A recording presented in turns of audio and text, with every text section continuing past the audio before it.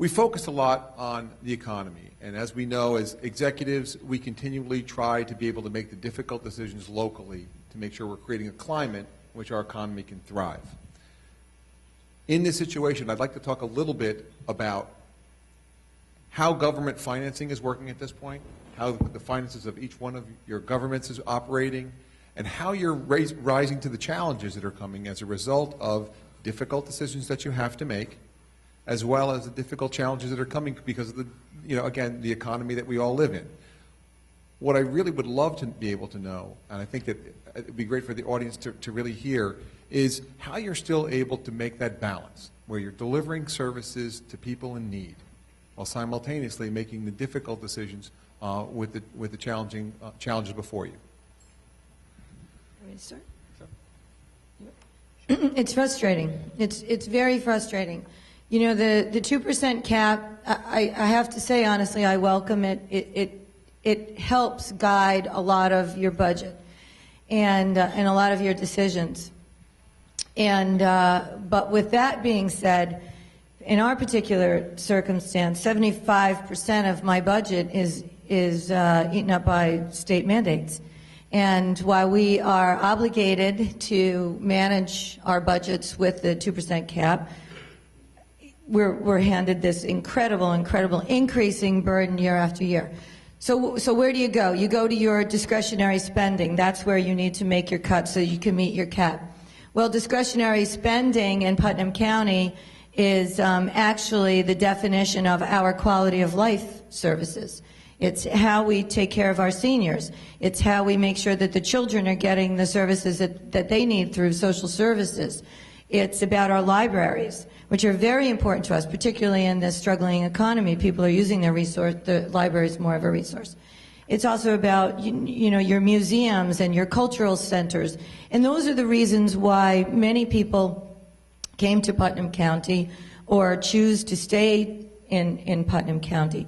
So what we did in facing the challenge for our first budget was we actually created some initiatives and some programs for revenue to offset the mandate increases for pension and health insurance and Medicaid. And I just have to say this because I don't think you can ever say it enough. I just want everyone to listen to Medicaid. In Putnam County, 5,327 individuals are Medicaid eligible. That costs Putnam County taxpayers $10 million. That's just the local share. When you add to that the state and the federal contributions to those 5,327 individuals, the number is $92 million. That's the picture in sum total of mandates. It's a glaring example of where we need to get control of these mandates.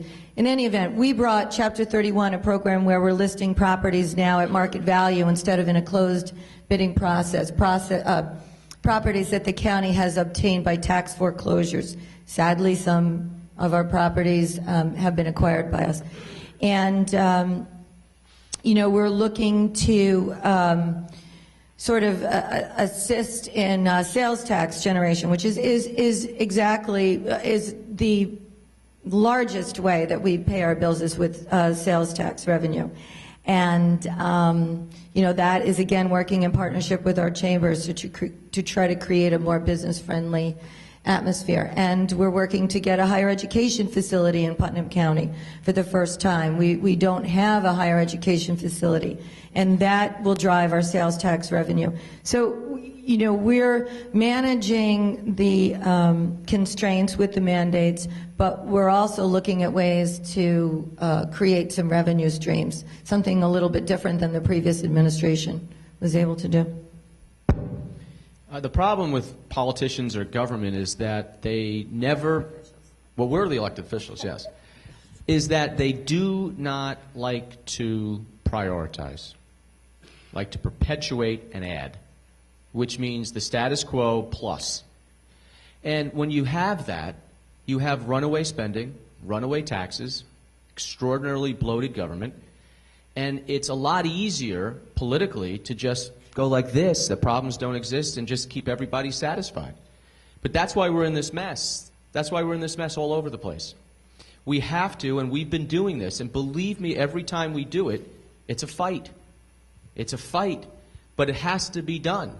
There's a reason why when we came in, there was a $1.8 billion budget in the county.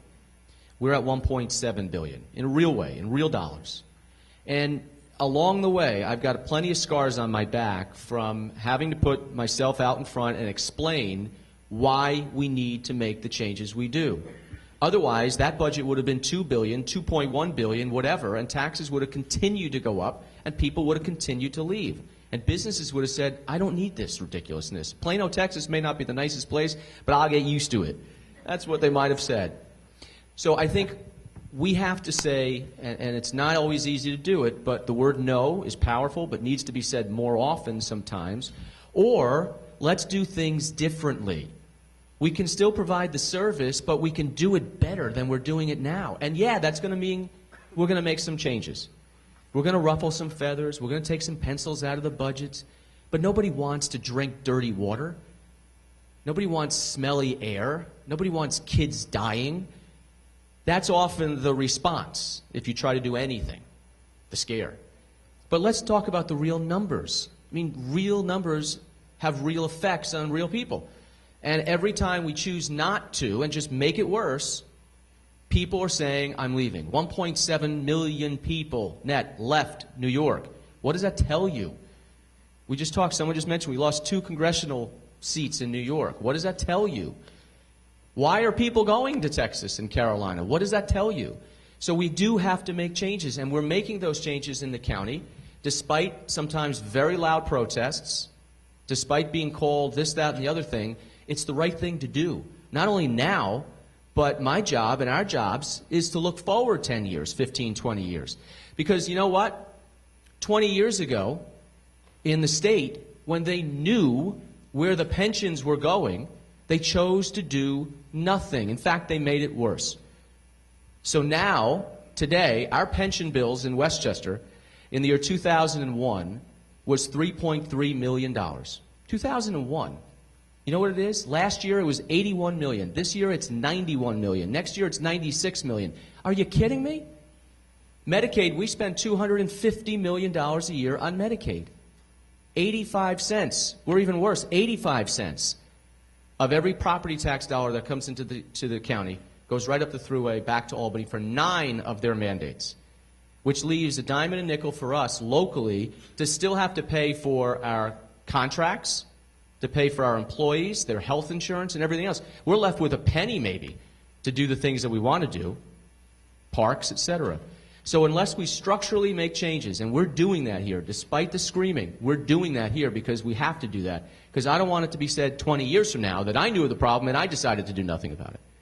So I think that's where leadership is required on all levels, both parties. And that's got to happen. So how do we deliver services in difficult financial times? With difficulty. In Rockland, we now have 812 fewer employees than we had 10 years ago. We have had to put chargebacks, send chargebacks on the community colleges and various other kinds of things, election costs on towns, making them very, very unhappy. We have had to add additional taxes of different kinds in order to keep afloat. Even though our payroll has gone down, costs have gone up. We spend 80% of our property taxes go for one mandate alone, and that's Medicaid. Last year we paid. We had to lift our tax cap, and we raised taxes, property taxes, by 18%. That 18% only paid for the increase in the cost of pensions, over which we have no control. So it is with great difficulty because we have a lot of challenges in Rockland County. We have our aging population is growing either second in the state or second in the region and third in the state, the other way around, but it's growing. We have aging people who want to stay in the county, and there are challenges on how to do that. It requires different kinds of housing. It requires housing options. It requires helping people keep the life of the mind, as we call it, keep them have recreation, being able to live in a healthy way. It means the health department needs to be training, going to senior centers and training people so that they don't fall, so older people don't fall. They have lived healthy, independent lives until they fall, and then life changes. At the other end of the spectrum, we have a growing young population, heavy births, and growing children. We also have a new trend that we are seeing in terms of the immigration. For the first time, we have been seeing direct immigration. Immigrants used to come and they would stop in New York City and they'd live there for a while and they'd learn the language and they'd learn some of the customs. That's not happening now. People are coming directly into Rockland County. And we have what are known as linguistically isolated families, where no one over the age of 14 knows how to speak English at all or well enough. That provides questions, because how do you deliver services to people who either don't understand you or you don't understand them? Even if you speak Spanish, you may not speak the particular dialect. So there are all kinds of challenges that we in government face. And yes, it is difficult, but we do need to be looking at these trends and looking at how to deal with it. I do a lot of work with the schools and with young children, and I also do a lot of reading. And I know that if you don't reach the families early so that the children are born healthily, so that they are well, have nutrition, that the brain development that occurs before the age of 5 is never made up. And you hear Ben Bernanke saying it's early education that counts. These are the things we have to be doing. You're not going to have a great workforce if you don't look at what's happening in our families and to be sure that those children grow up in a healthy way. So all of this, I think, is very, very challenging for county governments. But I do want to say that our workforce, small as it is at this point, they're doing double and triple duty, and we will do what we have to do to help preserve services. Looking at the clock, so let me ask one more question, and then I'll ask Mike if he can help me, and maybe we still have time for one or two questions from the audience. I've often had an idea that, and I guess it's because Pattern stands for regionalism, and I split my career between working in New York City government and working and living in New York City and then living upstate, that the 7 county executives from the Mid-Hudson region, or 7 leaders, should be able to sit down with the mayor of the city of New York City and have a dialogue about how to increase business and tourism and other things for the benefit of both regions. The largest market in the United States is on our doorsteps. And if my friend Mike wouldn't keep fighting with the DEP, which he needs to do, and I recognize that he needs to do, for water issues contained up in Ulster County, is there any chance to take a greater advantage of the fact that there's 8.3 million, there's this enormous market there? How do we do it? What do we do? How do we open that dialogue? There'll be a new mayor there by next year, and would you be willing in some way to do that? I can say we do. I meet with Mayor Bloomberg a couple times a year to go over things that affect Westchester and New York City jointly, whether it's water, whether it's the Kensico Dam, whether it's economic opportunities that we can jointly work on. Tourism is a huge industry for Westchester, huge. It's a $1.7 billion industry with 24,000 jobs attached to it alone in Westchester County. So it is one of the sectors that has had a growth in the last several years during this downturn. And it's something that we try to foster. We came out with a campaign called Meet Me in Westchester. And there's amazing things about the county. I mean, if those of you who are from Westchester, you know about it. We've got shoreline. Yes, we've got the Long Island Sound and the Hudson River, but we've got great historical aspects of this county, as does the Hudson Valley. And so we do things separately to promote ourselves. We work with New York City on certain things, and we certainly work with our Hudson Valley neighbors, because if we can pull dollars in from a 100-mile or 250-mile radius, which is absolutely easy to do. You know, I thought about, we went out with our family up to the Rocking Horse Ranch, and I see Mike's picture on one of the brochures up there. And, you know, that was... By the way, you should all come. It's a great place. It's absolutely a great place. It really is.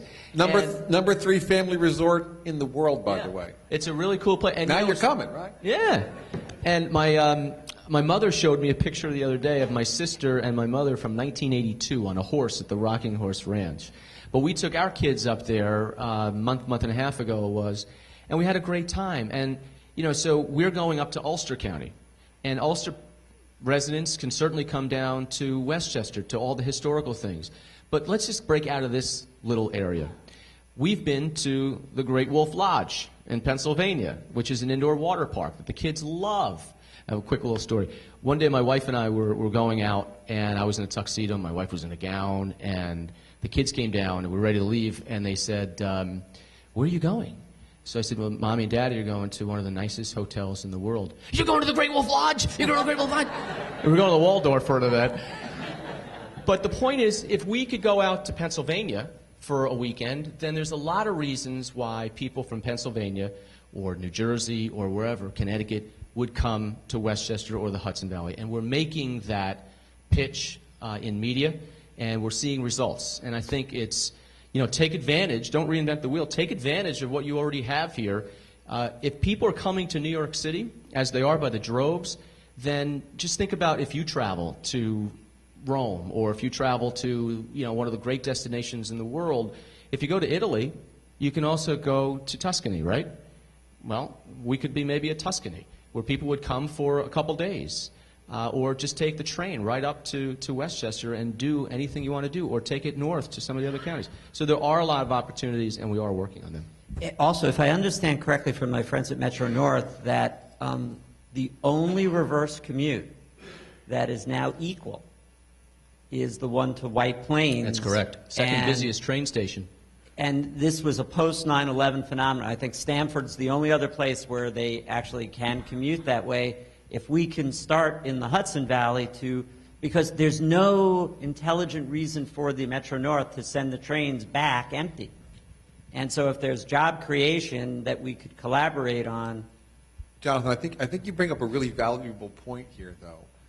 If you think about how it actually functionally works in the real world, we break it up on these lines, these arbitrary lines between counties, between towns, between all of these other things. But the people who actually visit our communities, they don't think of it that way. My family's originally from Corona in Queens, and obviously from Bensonhurst. And so they never thought of Ulster County. They never thought of Westchester. They never thought of any Dutchess, Rockland, Putnam. They didn't think of those as county. It was just upstate. That mindset was it was upstate. And they knew it was kind of near Canada. That's what they knew. It was north of 128th Street. That's what they really knew. But so the idea of working collaboratively, again, we have a $500 million tourism economy. Putnam has a huge tourism economy. Rockland does. Westchester, obviously. It makes sense for us to collaborate on this kind of an issue. Let me just take MaryEllen on this one, and then let me see if I can get one or two from that. Thanks, tourism. Jonathan. Yeah. Putnam County has the opportunity now of having Libby Pataki be our Director of Tourism. And it's terrific because of the way that the governor has decided that tourism dollars will be allocated in a regional concept. And so these TPAs, our tourism directors, are all working together, Mary Kay Verba and what's your Natasha. They're all chatting with each other and understanding that once we get people moving and connecting around. But to your question, original question about New York City and the relationship of Putnam County, recognizing that the rail, we have 2 rails in Putnam County, and the rails run north and south. We've decided that instead of just dumping, downtown every day, that we'd like to get New York City back up here. So we began a dialogue with MTA. And in collaboration with the 100th anniversary of the Grand Central Station, which is a huge part of our regional history. And Libby has been working on a cycling classic for the area, and now we're worldwide for the cycling classic, and getting the cyclists from New York City up here. And we believe that once they're here and they see the beauty and the historic integrity of the region in Putnam County, and it's just natural beauty, that we'll be able to get those rails full both north and south. And, we're sort of, we call ourselves a hidden jewel, really. We have so much historic integrity and so much beauty and natural resources. We have Fawnstock State Park that goes unnoticed for snowshoeing and camping and hiking and biking. And when you talk about connections as far as getting tourism destinations, one of our largest challenges in Putnam County is the east-west connection. So many people from the eastern part of the county never bother to go to the west coast, to the Cold Spring area, and really vice versa. And that's the 301 route, which we've renamed the Hudson River Turnpike, again, sort of trying to expound on our bicentennial year and our history, and what we're so rich in is our American revolutionary roots. And so the relationship, again, that our team with Megan and Anthony and Libby and the administration in talking to County Executive Astorino and Marcus Molinaro and Mike too, is really the most important thing, I think, right now, to get everyone to understand the value of everyone's offering when it comes to tourism destinations. I'd like to respond to this. Just briefly. I will respond briefly. Of course, I would be happy to meet with the mayor of the city of New York. The mayor of the city of New York ought to really be happy to meet with me and with all of us. In Rockland, we send every single day, we send actors and musicians and nurses and firefighters into the city to work, so that we're part of that economy. But there's another more serious, that's very serious, but there's another thing that I'm very aware of, which is the whole homeland security issue, which I have been very involved with over the years. In many of the cases where there have been terrible attacks in other countries, they emanated from the suburbs. We're all part of a region, and we should be working together on transit, on security, on arts, on culture, on tourism, and I will certainly say yes if I'm invited, and I will certainly invite the mayor to come to Rockland. And I'm not a candidate for county executive. I'm an interloper, by the way.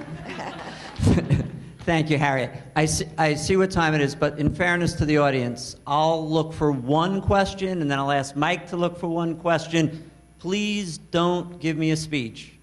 Please give me a question. So if you've got a question, let me see a hand.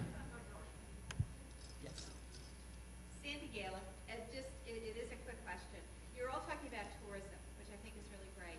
I think we have a gem right here in Westchester County, and it's Sing Sing Prison. It could become a historic museum, even though we have inmates there. And I would just ask if that's a part, would that be a part of your whole tourism on a regional basis, that with every place that has a museum in a prison is making a lot of money and has a lot of visitors, and we're letting it pass by. So I ask for your input on that as a part of our tourism plan in the future.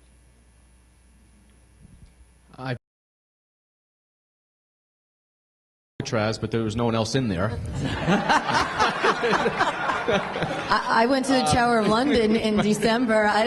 It was very busy, you're right. There was no screaming. By the way, I don't think many elected officials get very comfortable around bars and people in orange jumpsuits. I hope you're not missing the No, I get it. No. And Sandy Gale's been... another facility Yeah. there to recreate what's inside. People want to go to a place. They're attracted by the whole issue of prison and the history of the penal system in New York State. And our country has been so interested. It's amazing.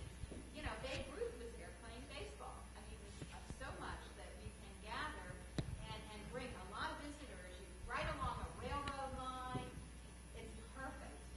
All right, Mike, can you take the last question? I'm not positive I can top that. Someone else with a question? Please. We have talked about many things here today, and nothing was brought up about consolidation of services within your counties and amongst your three counties. Can you talk a little about that? Sure. Thank you. We in Putnam County, we did a lot of consolidations, what we called functional and physical consolidations.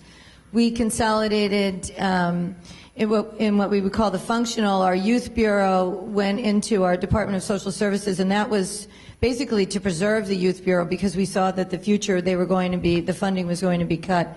We put our risk management into our law department, and I'm trying to think. We had another.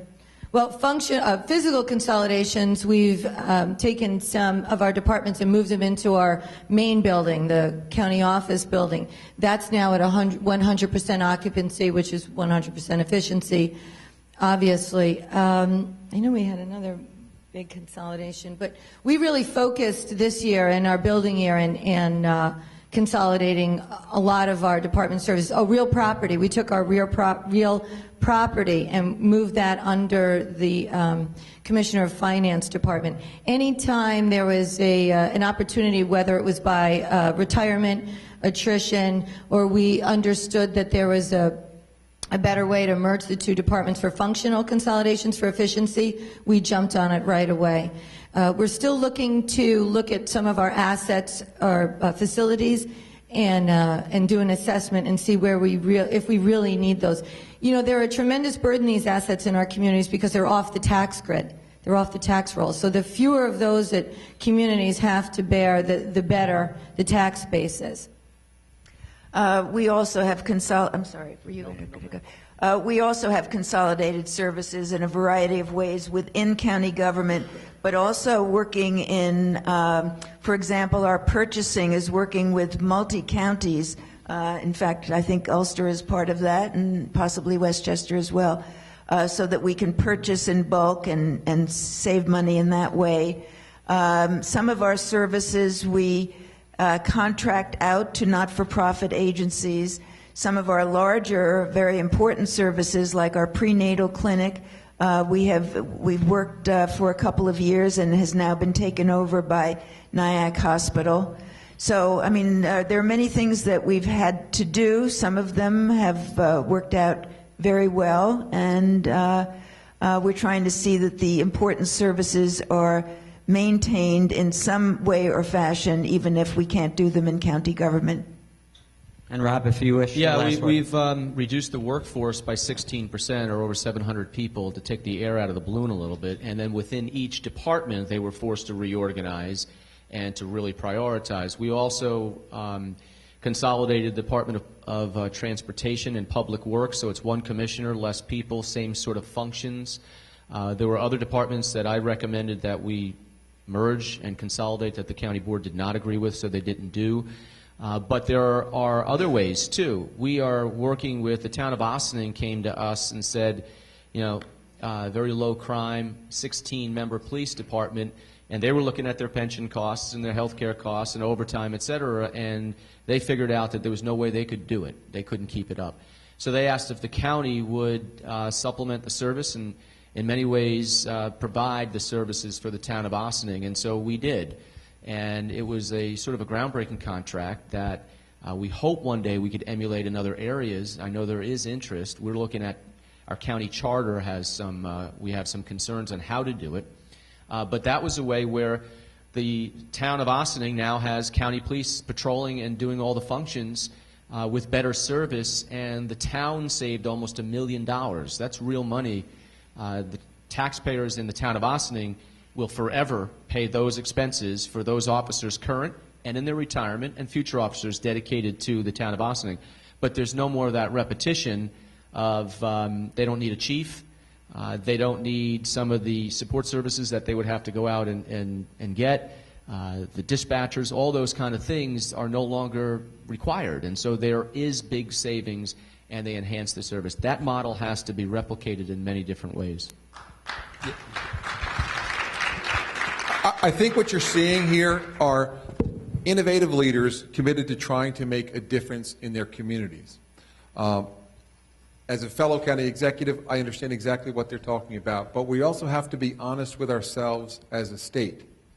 There's 11,000 taxing jurisdictions. It's too many. So while we will make these difficult choices internally in the areas that we can control, there is a reality, and that is that that's not like any other state in the nation. We have to take on that big challenge of addressing those 11,000 taxing jurisdictions and finding a way to do the services more efficiently to be able to ultimately protect the property taxpayers and deliver those essential services. As Mike says, it's one of those ironies about government, about how much polling indicates that people are angry and upset with government, but try taking away their local government or forcing them to share it or forcing them to consolidate it. School districts, I mean, we're losing school population all the time. And speaking of time, I've gone over, and my board is always very, very rigid with me. I want to thank you all for coming and giving me the time this morning. I want to thank our guests, Harriet, Rob, MaryEllen, my co-moderator, Mike. Have a great day. Get home.